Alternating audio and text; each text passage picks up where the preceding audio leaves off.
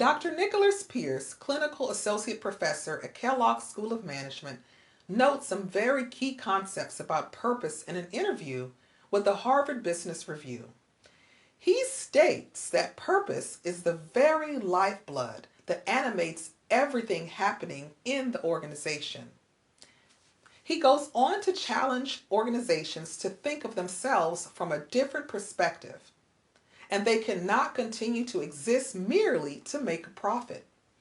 Pierce says, I would argue instead that purpose is a driver of profit. Whether you're thinking about profit from an economic perspective, from a human perspective, or from a social perspective, profit is enhanced by purpose.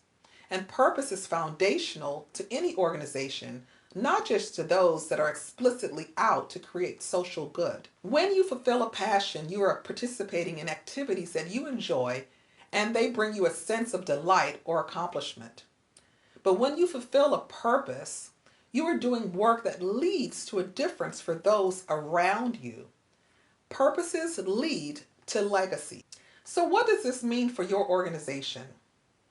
Find the people whose passion is your purpose, and you'll be hiring employees who will stay with you to make your purpose come to life.